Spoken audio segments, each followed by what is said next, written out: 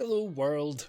It's a rare enough occasion that I get a Steam key for a new point-and-click game that I somehow feel the need to start my entire video off with it. Oh, and for disclosure reasons, since I'm critiquing something I got for free. Mind you, I don't reach out to devs myself for said keys, since that would make far too much sense. Anyway, today's subject is called Dude, Where Is My Beer? From Arik, Zurabian and Brenes. The description reads, an old-school point-and-click adventure game about finding a Pilsner in the confusing world of unnecessary craft beers and snobby hipsters. We'll come back to the last part of that sentence, but I'll get the usual stuff out of the way first. The game is available on Steam for Windows and Mac OS. No Linux version, despite the Visionaire game engine allowing for such a port, and the story begins like this. A guy gets off a bus in Oslo, if this sign is any indication, and goes looking for a Pilsner in a city which seemingly worships the very concept of serving nothing but craft beers. That's it, that's the plot.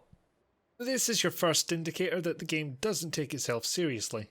Further evidence comes in the form of fourth wall breaks, meta-humour about adventure games, and, to a lesser extent, references to other point-and-click games.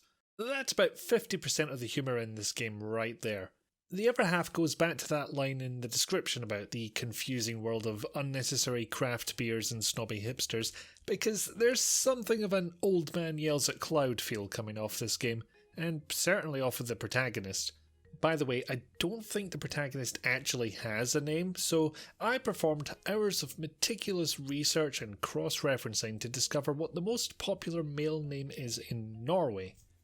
So he's called Jan now, I've decided. Jan doesn't think much of this city of hipsters, craft beers, artisanal coffee, sports invented in the last 20 years. None of this makes sense to him. And this old man angle is not always played to make fun of Jan.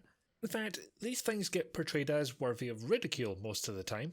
You can argue that this is all from Jan's perspective and it's his opinion. Jan thinks Viewmasters are cool. Jan only wants Pilsners rather than fancy craft beers.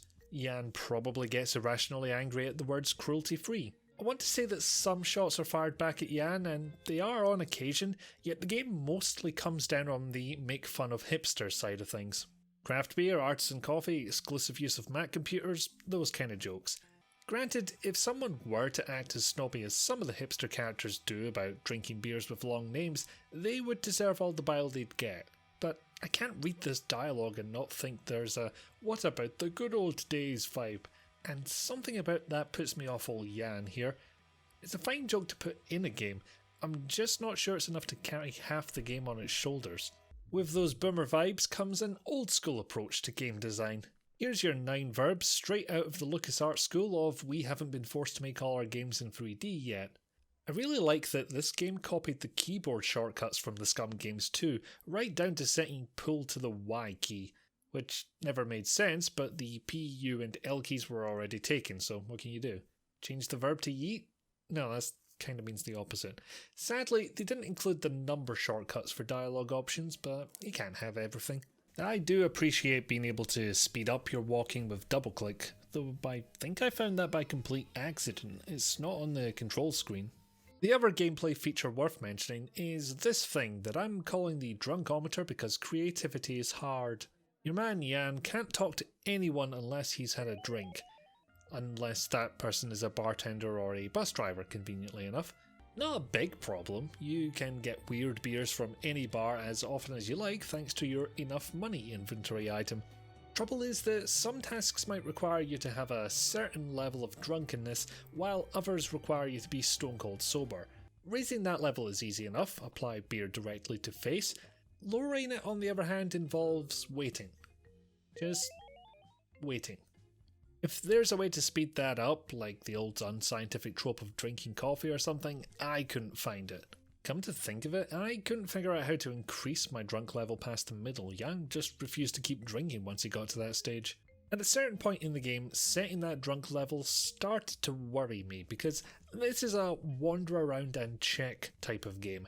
Visit each area, talk to everyone you can, work things out from there. And you'll need to keep doing that because characters will appear or leave after certain puzzles are solved.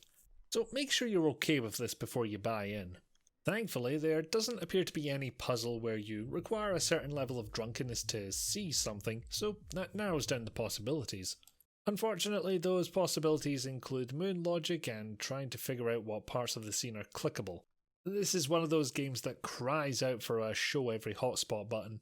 Granted, you'll get the text when you hover over it, but you still need to find it. It's dangerously close to pixel hunting, and again, if you're not in the mindset of exploring and trying everything, this isn't the game for you.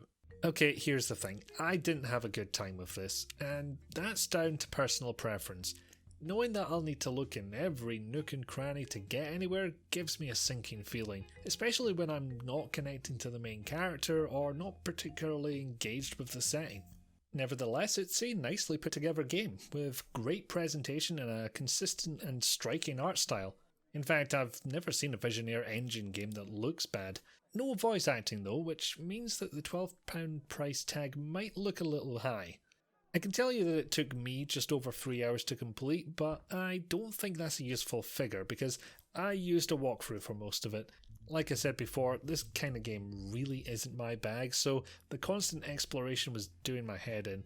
Then again, that's perhaps my fault for playing on true gamer difficulty, and dear God, if there was ever a phrase that means nothing to me, that's it. The developers were kind enough to provide me with a nicely formatted PDF walkthrough for me to follow, which was nice. If you want that walkthrough, however, you'll need to pay £1.69 for the privilege. Can't say I like that, honestly, but the real test will be if they complain about or go after people writing their own walkthroughs. I'm not suggesting they'll actually do this, though if they do, they can in fact get in the sea. It's just the mere act of putting a walkthrough up as DLC rubs me the wrong way.